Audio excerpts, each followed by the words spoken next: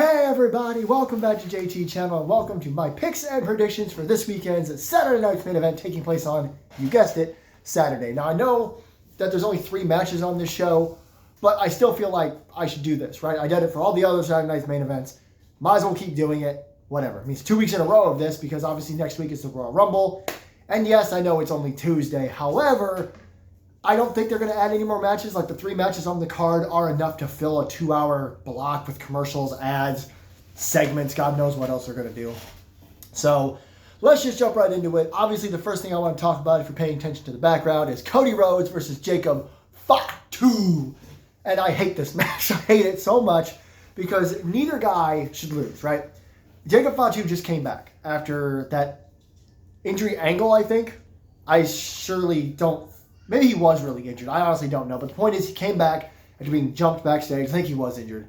And, he attacked Drew McIntyre in the steel cage match against Cody Rhodes, the final stage of the 3 stages of hell. He went in, and when Cody tried to stop him, he beat up Cody as well. He's like, I don't care. I'm Jacob Fatu. I'm beating up everybody. This is the Jacob Fatu we should have had this whole time. But that's another argument for another day. So Drew is like, Cody, you don't get a rematch clause. I'm just going to sit pretty and just sit back and do whatever, even though Jacob did attack him on SmackDown. And we got that Fatal 4-Way figured out as well, which we'll talk about at the end of the video. But Cody attacked Jacob Fatu after Jacob Fatu attacked Kit Wilson. Toxic masculinity on SmackDown. Love Kit Wilson right now. I think everybody does. I think Kit Wilson's actually kind of over, which is crazy. Elton Prince had good surgery as well. But anyway, getting off track here. After Jacob Fatu beat him up, he cut a big promo, and then Cody came out. They got in a huge brawl, as that's what this is from. And now we are getting Cody versus Jacob at Saturday Night's main event, which actually kind of sounds like you're just having 2 guys at a law firm. All right, Cody, Jacob, sit down, present your ideas. But this is going to be a really good match, right? I want to get that off of my chest immediately. This is going to be a really good match. These 2 are just some of the best wrestlers in the world right now. We all know how good Jacob Fatu is. We all know how good Cody Rhodes is. Pretty sure they've never wrestled before. I'd have to Google it, and I haven't yet, so I don't know off the top of my head, but this will be great. The problem is, when it comes to the picks and predictions, is that I want Jacob Fatu to win, whereas I think Cody Rhodes is going to win. I know I kind of got off track when I said neither guy should lose. I kind of went on and on about Jacob Fatu and just got way off kilter. But Cody Rhodes just lost the WWE Championship, right? Like, I shouldn't have to explain why Cody Rhodes needs a win as well. And because WWE sees them as their golden child, and we've seen what they do with their golden children, it kind of feels like Cody's going to win this match. Now, again, I pick Jacob Fatu because this would be huge for him. Imagine Jacob Fatu beats Cody Rhodes. And, that would set up probably some big thing in the Rumble because Cody's already declared for it. Maybe Jacob beats Cody and Cody can eliminate Jacob. That kind of stuff. Like I said, again, saying they're just their first names. It's not like they work down the street at the insurance company. But the thing is, I don't believe it in my heart of hearts or in the back of my head or the back of my mind, wherever the hell I'm trying to say. It just feels like WWE is not going to let Cody lose twice. It's a lot like when The Undertaker's streak ended in 2014 at WrestleMania 30. He lost to Brock Lesnar. He lost the streak was over. And the very next year, he was facing Bray Wyatt. Everyone wanted Bray Wyatt to win, but everyone also knew The Undertaker wasn't going to lose 2 WrestleManias straight. And they ended up losing it the following WrestleMania. You know what? Never mind. We'll talk about it another day. Or, 2 WrestleManias later. The point is, it's the same concept. Cody just lost the WWE Championship. He probably shouldn't be losing his next match. But it's against Jacob Fatu, who shouldn't be losing his first official match back. It's going to be a wild crowd. They're going to be in Montreal. I can see the crowd booing Cody Rhodes just because they can. Not that the crowd should influence the match, but it'll be a fun crowd for sure. What I'm really worried about, and this is my biggest fear of all, is that for the second Saturday Night's main event in a row, they're going to put Cody Rhodes in a match and have it thrown out or have it be a disqualification finish. Because obviously Drew McIntyre is feuding with Jacob Fatu, and the feud with Cody Rhodes isn't over. Drew's trying to push Cody to the side, and that's why Cody's been talking about the Elimination, or not the Elimination Chamber, but the Royal Rumble, and trying to win a 3rd one, which he really shouldn't do. That's next week's picks and predictions. I just don't want that to happen. I have a bad feeling in the pit of my stomach, like it's Star Wars or something, that Drew McIntyre is going to get involved again, but this time attack Jacob Fatu, which technically means Cody Rhodes would lose, but It just sucks. I don't like feeling like this. I don't like the fact that WWE has become so reliant on interference and disqualification finishes that I feel like we're going to get one on Saturday. So my biggest prediction, I guess, is that we're going to get some sort of shitty garbage finish to this match, which is going to suck all the room out of the air, all the air out of the room. Somebody, because I need a higher editor, edit that shit out. But it's going to suck all the air out of the room, just like it did with Cody and Obafemi. That was an awesome match, and I had the same feelings there as I do here. I don't really want the, how do I put this? When it was that match, when it was Coda versus Oba, Jesus, I'm having trouble this time, guys.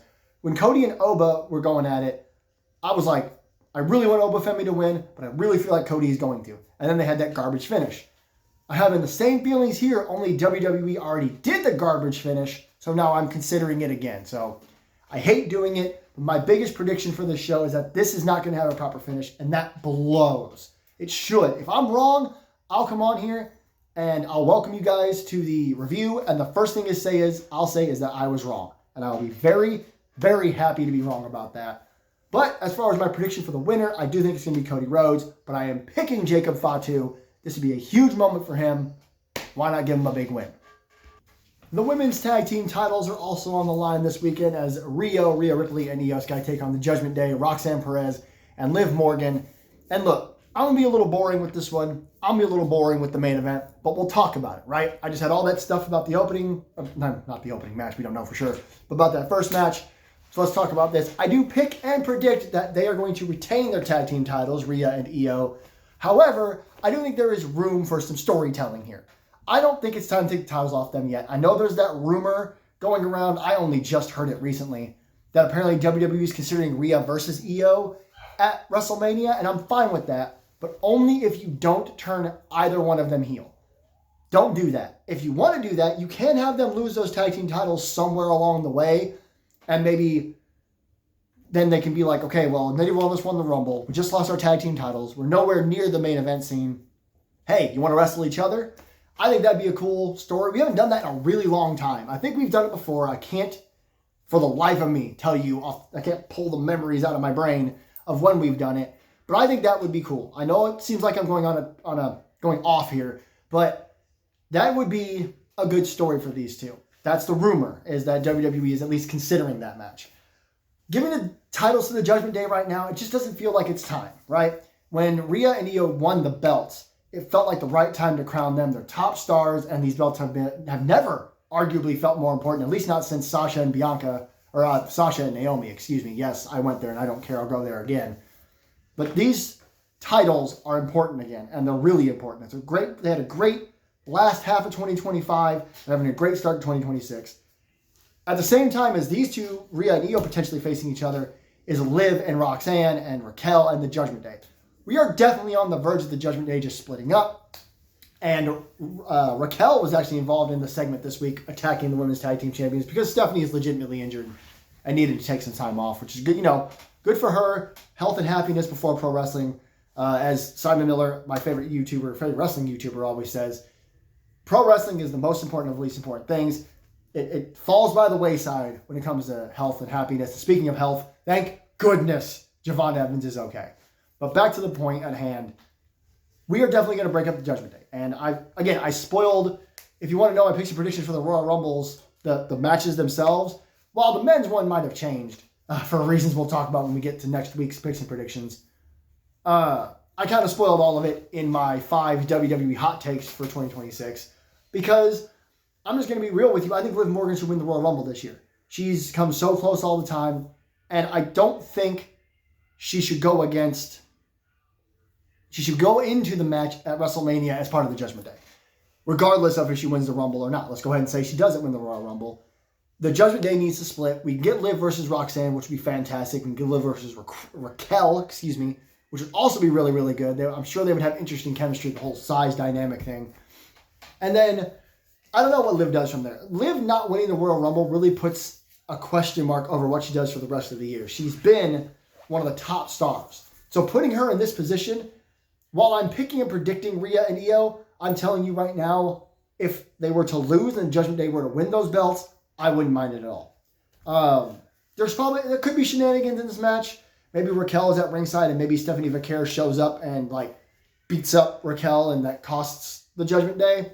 I would rather we didn't have those shenanigans. Or I'd rather we didn't have any shenanigans, but you know, it's WWE. It's actually WSC, World Shenanigan Entertainment. That doesn't make any sense. Shut up, Jared. But I do think we're going to get retention here. Maybe we'll plant some more seeds with the Judgment Day. I don't know. Because the seeds have already been planted. The seeds have been planted for 2 years, arguably. But especially since Roxanne Perez has been in it, which she's been fantastic. I mean, just a great little, I don't want to say replacement, but she took the spot of where Liv Morgan was till Liv Morgan was healed.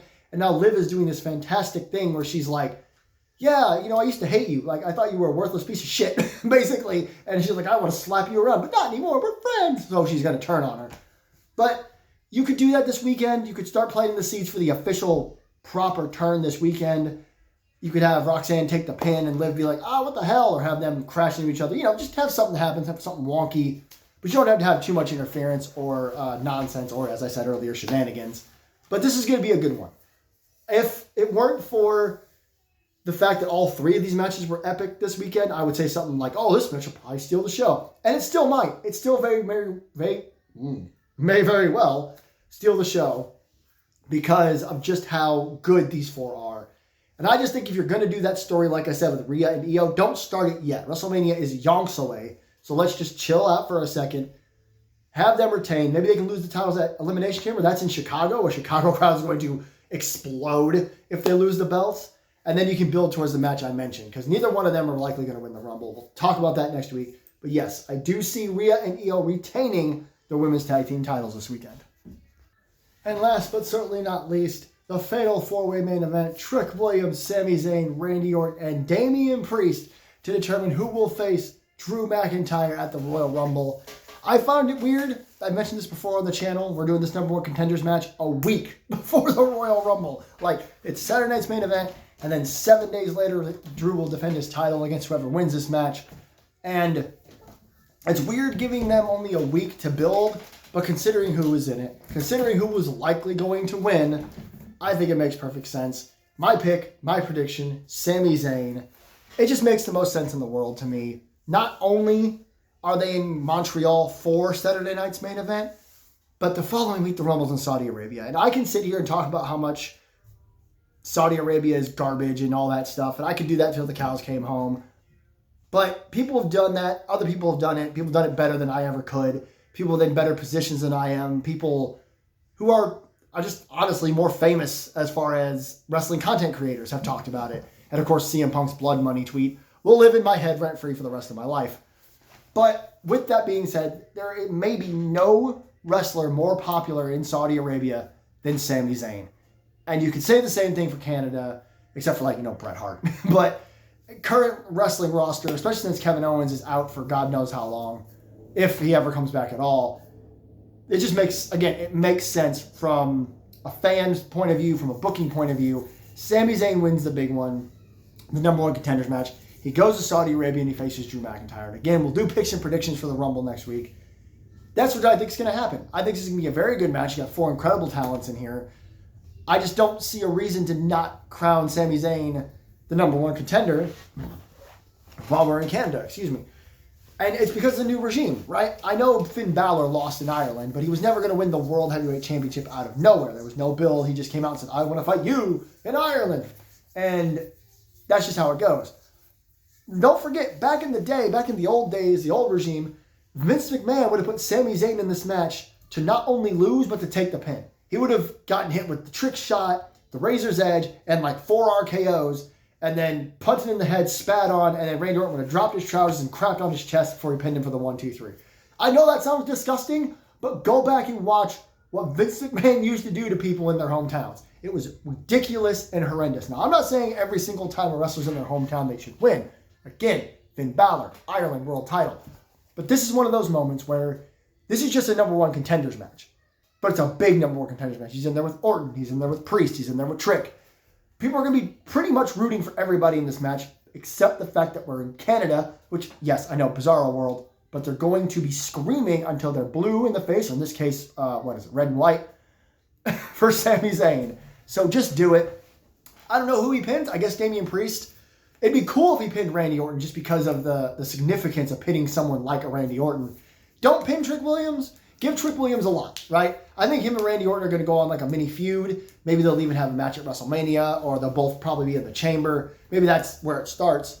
I don't know what you do with Damian Priest after this. I do think he was just kind of slotted in there, probably to take the pin. I know he's a former World Heavyweight Champion, but really the match between him and Solo Sikoa just kind of didn't make a whole lot of sense at the time. I know he's like, I'm moving on and going after the title. And that was awesome. You had all these people declaring they wanted the world title on SmackDown, and I've said it before and I'll say it again. That's what makes MJF's current AEW title reign feel so big. He's just got challenger after challenger after challenger.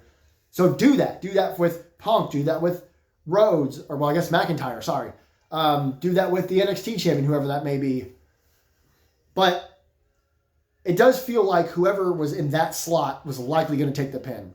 Again, I'd love to see Sammy take Orton out and pin him. Again, the significance of pinning Randy Orton in Montreal would be great, but he'll probably pin Damian Priest. They'll all get big stuff in. Maybe we'll get an announce table break. It'll be an awesome match, and Sami Zayn will most likely win. Again, I know it's boring. I'm predicting for the last two matches the same people. However, again, I think there's a lot of stories you can tell here. The Randy Orton Trick Williams thing, I do think maybe we're getting that match at WrestleMania. So maybe have them take each other out here. Trick will probably do some stupidly insane springboard, or probably drop him with an RKO. And like I said, maybe they'll both be in the chamber. They'll both lose there. They go to Mania. Do something with Damian Priest. Do not have him in this position to take the pin and then vanish off the face of the earth. He's too big of a star. He's a former world champion. He's going to be in the main event scene forever. So just have Sami Zayn win and then have him go on to Saudi Arabia and just have the biggest reaction you could possibly have. Having Sami Zayn in the world title match in Saudi Arabia is so big that you could put it as the main event. Like we did with Elimination Chamber and Roman Reigns a few years ago. The main event wasn't an Elimination Chamber match, which it always should be at a pay-per-view called Elimination Chamber. It was Sami Zayn versus Roman Reigns. And never forget, Roman was in the midst of that historic title reign, whatever. And we all look on it now like, wow, that was amazing. But people, me included, were totally fine with Sami Zayn ending that reign at Elimination Chamber just because it was in Montreal and because it was Sami Zayn. You see my point. Okay, I'll stop talking about it. But we'll get there next week, like I said. This will be good, but I do think Sami Zayn is going to win, and I would like that very much. So, thank you everybody so much for watching. Don't forget to like, share, and subscribe. Leave comments down below. What do you think of these matches? If for some reason there's a fourth match added, I'll just review it on Sunday. Speaking of Sunday, you're going to get two videos. You're going to get this, the review of Sunday Night's Main Event, and you're going to get MAW. MAW is supposed to be here. I was supposed to do it 2 weeks ago. I couldn't time it out. I was supposed to do it last Sunday. I couldn't time it out. But this Sunday, I've got all the free time in the world. So you're going to get two videos. And like I said, we'll do the review on Sunday. And then next week, maybe Tuesday, Wednesday, somewhere around there. Maybe even Monday. But before next Saturday, we'll do picks and predictions for the Royal Rumble. And we will go from there. So until then, and until next time, this is JT Channel. I am JT. And I will see you in the next one.